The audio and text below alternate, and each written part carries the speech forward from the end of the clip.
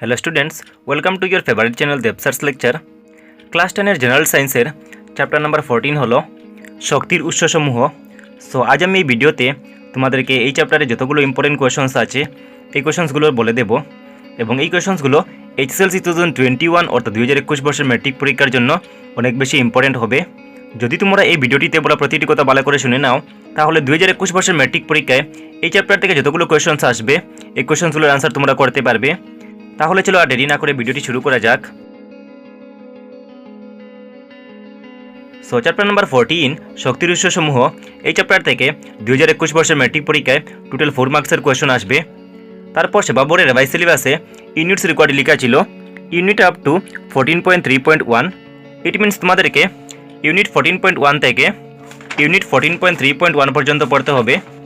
So unit 14.3.1 এ লেখা আছে সৌরশক্তি। তাহলে তোমরা বুঝতে পারলে যে ইউনিট 14.1 থেকে ইউনিট 14.3.1 পর্যন্ত যতগুলো কোয়েশ্চনস দেওয়া আছে এই কোয়েশ্চনসগুলোর আনসার তোমাদেরকে শিখতে হবে। এবং সেবা বোর্ডের রিভাইজ সিলেবাসে ইউনিটস ওমিটেডে লেখা ছিল ইউনিট 14.3.2 অনওয়ার্ডস। ইট মিনস তোমাদেরকে ইউনিট 14.3.2 সমুদ্র থেকে আহরিত শক্তি এই ইউনিটস থেকে সামনের দিকে যতগুলো ইউনিটস দেওয়া আছে এই ইউনিটসের প্রশ্নগুলো তোমাদেরকে শিখতে হবে না। আশা করি তোমরা বুঝতে পেরেছো। তাহলে চলো এখন আমরা দেখে নেই রিকোয়ার্ডস ইউনিটগুলোর কোনগুলোর প্রশ্ন মোস্ট ইম্পর্টেন্ট 2021 বর্ষের ম্যাট্রিক পরীক্ষার জন্য। সো প্রথমে পেজ নাম্বার হলো পেজ নাম্বার 243। সো এই পেজ নাম্বারের নিচের দিকে একটি প্রশ্নাবলী দেওয়া আছে। সো এই প্রশ্নাবলী থেকে তোমরা কোয়েশ্চন নাম্বার 1 শক্তির উত্তম উৎস কাকে বলে এই কোয়েশ্চনটি তোমাদেরকে শিখতে হবে। এবং এই কোয়েশ্চনটি তোমাদের এক্সামে অন্যভাবেও আসতে পারে যে শক্তির ভালো উৎস কী, এইভাবে তোমাদের এক্সামে কোয়েশ্চনটি আসতে পারে। তারপর কোয়েশ্চন নাম্বার 2টি দেওয়া আছে উত্তম জ্বালানি কোনটি, এই কোয়েশ্চনটি তোমরা শিখে রাখবে। তারপর নেক্সট পেজে দেখে নাও, তোমরা ভিডিওটি স্কিপ না করে দেখতে থাকো। সো নেক্সট পেজ হলো পেজ নাম্বার 244। সো এই পেজের উপরের দিকে একটি ইউনিট দেওয়া আছে ইউনিট 14.2 শক্তির প্রচলিত উৎস।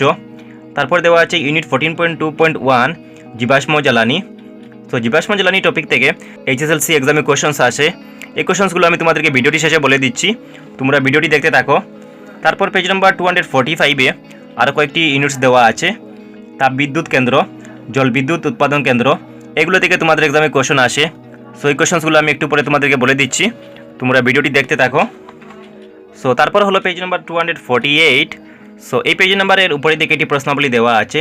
সো এই প্রশ্নাবলী থেকে তোমরা কোয়েশ্চন নাম্বার 1 জীবাশ্ম জ্বালানির ব্যবহারের অসুবিধা কী এই কোয়েশ্চনটি তোমরা ভালো করে শিখে রাখবে এবং এই কোয়েশ্চনটি এইচএসএলসি 2017 একবার এসেছিল।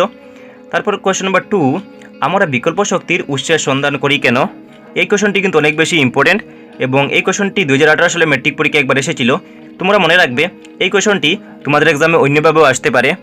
তোমাদের এক্সামে এইভাবে কোয়েশ্চনটি আসতে পারে যে আমরা শক্তির বিকল্প উৎস কেন চাই। সো তোমরা বুঝতে পেরেছো। সো তারপর তোমরা এখান থেকে কোয়েশ্চন নাম্বার 3টি শিখে রাখবে। কোয়েশ্চন নাম্বার 3 দেওয়া আছে আমাদের সুবিধার জন্য কিভাবে প্রচলিত বায়ু ও জলশক্তি ব্যবহারের উন্নতি সাধন করা হয়েছে, এই কোয়েশ্চনটির আনসারও তোমরা শিখে রাখবে। সো তারপরে ইউনিটস হলো ইউনিট 14.3.1 সৌরশক্তি। এই টপিকটি কিন্তু অনেক বেশি ইম্পর্টেন্ট, এখান থেকে তোমাদের এক্সামে সৌর কুকারের সুবিধা অসুবিধা এগুলো তোমাদের এক্সামে আসে। সো তোমরা ভিডিওটি স্কিপ না করে দেখতে থাকো। তারপর হলো ইউনিট 14.3.2। এই ইউনিট থেকে সামনের দিকে যতগুলো ইউনিটস দেওয়া ছিল এই ইউনিটসগুলো তোমাদের রিভাইজ সিলেবাস থেকে অমিট করা হয়েছে। কিন্তু তোমরা পেজ নাম্বার 53-এর উপরের দিকে দেখবে একটি প্রশ্নাবলী দেওয়া আছে। এই প্রশ্নাবলী থেকে তোমাদেরকে কোয়েশ্চন নাম্বার 1টি শিখতে হবে এবং কোয়েশ্চন নাম্বার 1-এ দেওয়া আছে সৌর কুকার নির্মাণে অবতল উত্তল বা সমতল আয়নার মধ্যে কোনটি সবচেয়ে উপযুক্ত কারণ দর্শাও। এই কোয়েশ্চনটি কিন্তু অনেক বেশি ইম্পর্টেন্ট, এই কোয়েশ্চনটির আনসার তোমাদেরকে শিখতে হবে। বাকি যে কোয়েশ্চনসগুলো দেওয়া আছে এই কোয়েশ্চনসগুলোর আনসার তোমাদেরকে শিখতে হবে না। আশা করি তোমরা বুঝতে পেরেছো। সো তারপর আমরা চলে এলাম এই চ্যাপ্টারের অনুশীলনীতে। সো এই চ্যাপ্টারের অনুশীলনী দেওয়া আছে পেজ নাম্বার 54-এ। সো অনুশীলনী থেকে MCQ number 1, MCQ number 2, MCQ number 2-এ যে কোয়েশ্চনটি দেওয়া আছে এই কোয়েশ্চনটি কিন্তু অনেক বেশি ইম্পর্টেন্ট এবং এই কোয়েশ্চনটি এইচএসএলসি এক্সামে বারবার রিপিট হয়। তারপর কোয়েশ্চন নাম্বার 3ও তোমরা শিখে রাখবে। কোয়েশ্চন নাম্বার 3-এ দেওয়া আছে ব্যবহার করা অধিকাংশ শক্তির উৎস প্রকৃতিপক্ষে সঞ্চিত সৌরশক্তি নিম্নলিখিত কোন উৎস আসলে সৌরশক্তি থেকে সংগৃহীত নয়, এই কোয়েশ্চনটি তোমাদের এক্সামে একটু চেঞ্জ হয়ে আসতে পারে। সো কীভাবে চেঞ্জ হয়ে আসবে আমি তোমাদেরকে বলে দিচ্ছি। কোয়েশ্চনটি আসতে পারে নিম্নোক্ত কোনটি সৌরশক্তি আধারিত নয়, আশা করি তোমরা বুঝতে পেরেছো। তারপর তোমাদেরকে এখান থেকে কোয়েশ্চন নাম্বার 5-এর যে কোয়েশ্চনটি দেওয়া আছে জীবাশ্ম জ্বালানি এবং প্রত্যক্ষ সৌরশক্তির তুলনা পার্থক্য লিখো। সো এই কোশ্চনটি অনেক বেশি ইম্পর্টেন্ট এবং এই কোশ্চনটি 2015 সালে ম্যাট্রিক পরীক্ষা একবার এসেছিল। তোমরা একটা জিনিস খেয়াল করবে, তোমাদের এক্সামে জীবাশ্ম জ্বালানির জায়গায় জীবাশ্ম ইন্ধনে লেখা থাকতে পারে। আশা করি বুঝতে পেরেছো। তারপর তোমাদেরকে কোয়েশ্চন নম্বর 5-এ যে প্রশ্নটি দেওয়া আছে এই প্রশ্নটির আনসারও শিখতে হবে। সো কোয়েশ্চন নম্বর 5-এ দেওয়া আছে শক্তির উৎস হিসাবে জৈব ভর এবং জলবিদ্যুৎ শক্তির তুলনা করে এবং পার্থক্য লিখো। এই কোয়েশ্চনটি কিন্তু অনেক বেশি ইম্পর্টেন্ট। তারপর তোমাদেরকে এখান থেকে কোয়েশ্চন নম্বর 6 এবং কোয়েশ্চন নম্বর 7 এই দুটি প্রশ্নের আনসার শিখতে হবে না, কারণ এই দুটি প্রশ্ন ওমিটেড পোর্শনগুলোর। তারপর তোমাদেরকে এখান থেকে কোয়েশ্চন নম্বর 8-এ যে প্রশ্নটি দেওয়া আছে এই প্রশ্নটির আনসার শিখতে হবে এবং কোয়েশ্চন নম্বর 8-এ দেওয়া আছে আদর্শ শক্তি উৎসের কী কী গুণাগুণ থাকা প্রয়োজন। এই কোয়েশ্চনটি তোমাদের এক্সামে অন্যভাবে আসতে পারে যে একটি আদর্শ শক্তি উৎসের গুণসমূহ কী কী। আনসারটি কিন্তু সেম হবে এবং এই কোয়েশ্চনটি 2019 সালে ম্যাট্রিক পরীক্ষা একবার এসেছিল। সো তারপর তোমাদেরকে এখান থেকে কোয়েশ্চন নম্বর 9-এ যে প্রশ্নটি দেওয়া আছে এই প্রশ্নটি কিন্তু মোস্ট ইম্পর্টেন্ট এবং কোয়েশ্চন নম্বর 9-এ দেওয়া আছে সৌর কুকার ব্যবহারের সুবিধা এবং অসুবিধা লিপিবদ্ধ করো। কোন অঞ্চলে সৌর কুকারের ব্যবহার সীমিত। এই কোয়েশ্চনটি কিন্তু অনেক বেশি ইম্পর্টেন্ট। এই কোয়েশ্চনটি প্রি টেস্ট এবং HSLC ফাইনাল এক্সামে এসে থাকে।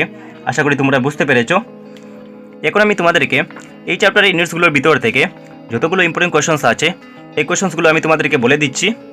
সো এখন তোমরা দেখে নাও এডিশনাল ইম্পর্টেন্ট কোয়েশ্চনসগুলো কী কী আছে।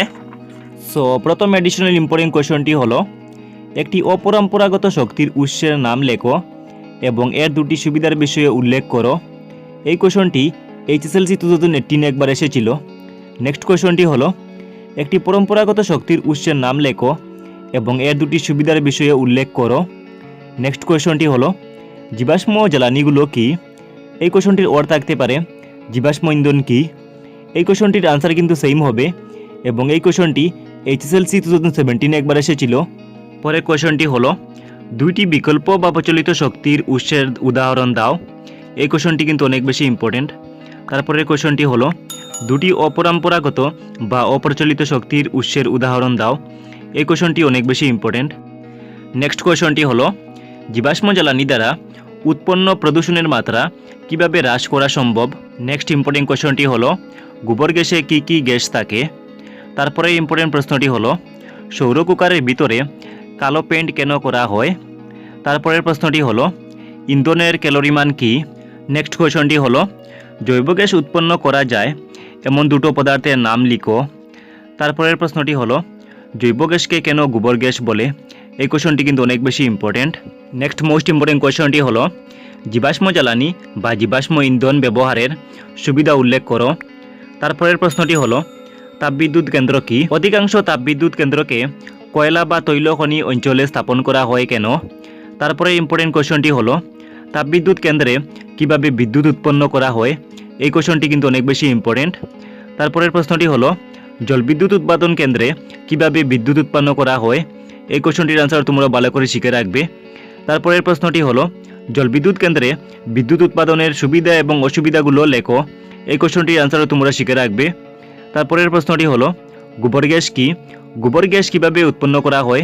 এই কোয়েশ্চনটি কিন্তু অনেক বেশি ইম্পর্টেন্ট। নেক্সট কোয়েশ্চনটি হলো বায়ুকল কী। বায়ুকলের সাহায্যে কিভাবে বিদ্যুৎ উৎপন্ন করা হয়। বায়ুশক্তি ফার্ম কী।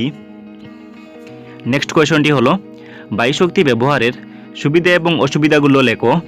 তারপরের কোয়েশ্চনটি হলো একটি সৌর কুকার বা সৌর চুল্লির গঠন বর্ণনা করো। এই কোয়েশ্চনটি কিন্তু অনেক বেশি ইম্পর্টেন্ট। নেক্সট ইম্পর্টেন্ট কোয়েশ্চনটি হলো সৌর কুকার ব্যবহারের সুবিধা এবং অসুবিধাগুলো লেখো। তারপরের ইম্পর্টেন্ট কোয়েশ্চনটি হলো একটি সৌরকোষের সুবিধা এবং অসুবিধাগুলো লেখো। তারপরের প্রশ্নটি হলো সৌরকোষের ব্যবহার উল্লেখ করো। এই হলো অধ্যায় নাম্বার 14 শক্তির উৎসসমূহ চ্যাপ্টারের পুরো ইম্পর্টেন্ট কোয়েশ্চনস। যদি তোমাদের কাছে এই কোয়েশ্চনসগুলোর আনসার না থাকে তাহলে ভিডিওটির ডিসক্রিপশনে একটি হোয়াটসঅ্যাপ গ্রুপের লিঙ্ক দেওয়া আছে। তোমরা এই হোয়াটসঅ্যাপ গ্রুপের লিঙ্কে ক্লিক করে হোয়াটসঅ্যাপ গ্রুপে জয়েন হয়ে যেও।